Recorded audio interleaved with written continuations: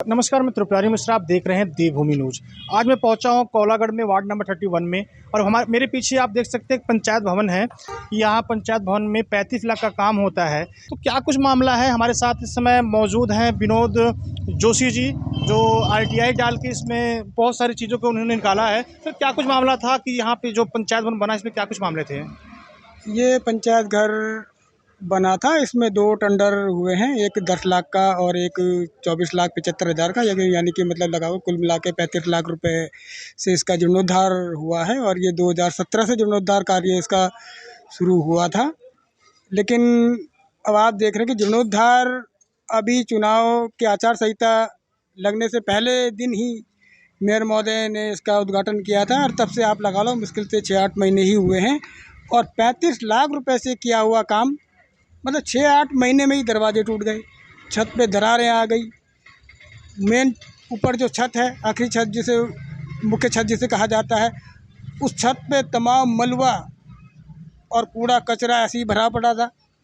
Grouting उसकी अभी भी ठेकेदार ने नहीं की गई है। और ठेकेदार ने, जबकि वो 2020 में नवंबर में वर्क ऑर्डर उनको जारी हुआ था, 3 महीने का टाइम था कि 3 महीने में काम ठेकेदार को ख़त्म करना था, लेकिन ठेकेदार ने काम ख़त्म किया, अभी तक भी काम ख़त्म नहीं किया। शिकायत के बावजूद भी ठेकेदार पे कोई कार्रवाई नहीं की गई। निर्माण के नाम पे उन्होंने बिल्कुल, देखो आप देख ही रहे हैं कि दरवाजे टूट गए, छत पे दरारें आ गई। शिकायत के बावजूद भी ठेकेदार पे कोई कार्रवाई नहीं की, जबकि मेयर साहब ने खुद आके मौके पे देखा है, उसके बावजूद भी ठेकेदार पे कोई एक्शन नहीं लिया गया। और हम तो मांग करते हैं कि ठेकेदार पे कार्रवाई हो, और निर्माण के नाम पे जो आपने 35 लाख रुपए जो लगाया है उसकी जांच हो।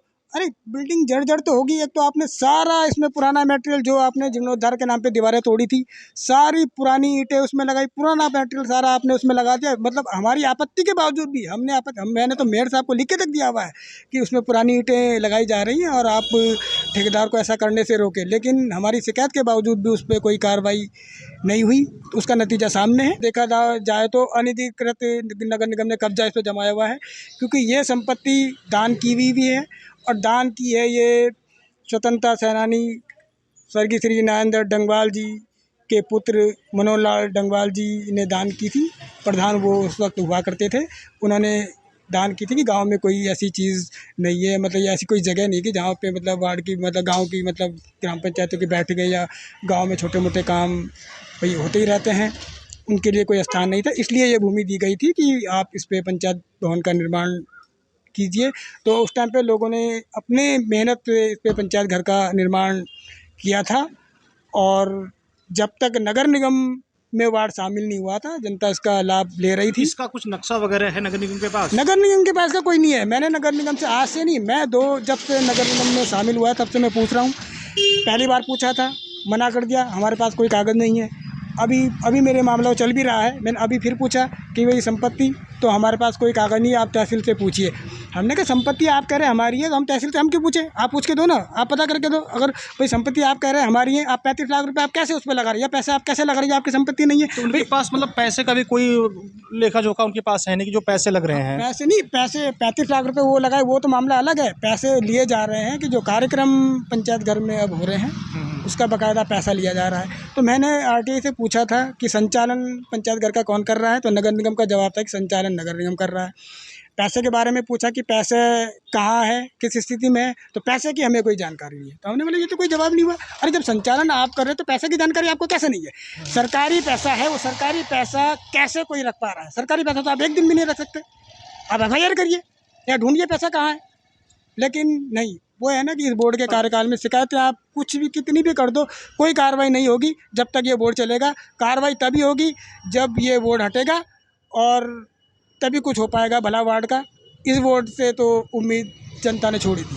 मेरा फिर लास्ट क्वेश्चन ये है कि जब यहाँ पे गामा जी उद्घाटन करने के लिए आए थे, तो आपने अपनी मांगे उनके सामने रखी, जो यहाँ भ्रष्टाचार हो रहे हैं, जो पुरानी पुरानी ईंटें लगाई जा रही हैं, जो इतना पैसा यहाँ पे जा रहा है, और उसके बाद यहाँ पे जो प्रोग्राम होते हैं उसमें उनसे 5,000 रुपये लिए जाते हैं प्रोग्राम के लिए, क्या आपने बातें वहाँ पे रखी हैं? बिल्कुल रखी हैं। गामा जी को तो पुरानी ईंटें लगने का तो मैंने खुद चिट्ठी उनके हाथ में पकड़ाई है, कहा है गामा जी को कि भी गामा जी उस पर पुरानी ईंटें लगाई जा रही, तो पुरानी ईंटें क्यों लगाई जा रही? जब नगर निगम 25 लाख रुपए दे रहा है तो पुरानी ईंटें इसमें क्यों लगाई जा रही, लेकिन उसके बावजूद भी मेयर साहब के माध्यम से उस पर कोई कार्रवाई नहीं की गई और ठेकेदार ने बिल्कुल शिकायत करने के बावजूद तो और जैसे कहते हैं ना कि शेर बन के सब पुराना मटेरियल लगाया। अब जब कोई कार्रवाई नहीं हो रही, जब अब खुद मेयर साहब से शिकायत कर दी है तो अब आप किससे शिकायत करेंगे? कोई कार्रवाई, मतलब मैंने कहा नहीं, जैसे कि आप कितनी भी शिकायतें कर दो, इस बोर्ड के कार्यकाल में कोई कार्रवाई किसी भी शिकायत पे नहीं हो रही है। चाहे वो सफाई वाला मामला, 100 वार्डों में सफाई कर्मचारी की नियुक्ति में भ्रष्टाचार वाला मामला था, पूरे 100 वार्डों का मामला था, आज तक कोई कार्रवाई उस पर नहीं हुई। कूड़ा उठान, उस पर कोई कार्रवाई नहीं हुई।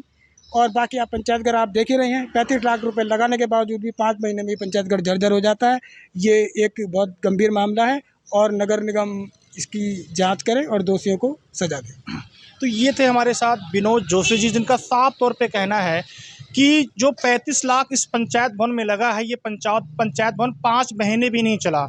दीवारें जर्जर हो गई हैं, छतों पे पानी लग रहा है, सीलन हो रही है, अंदर कूड़े का भंडार बना हुआ है। जिस दिन को स्मार्ट सिटी बनाया जा रहा है, वहाँ पे जो 100 वार्ड है उसमें से ये वार्ड है कोलागढ़ का 31 वार्ड है, उसकी कहानी ये बयां करती है कहीं ना कहीं नगर निगम की लापरवाही का नतीजा ये है, जिसका जो कोलागढ़ की जनता है उसको भोग रही है।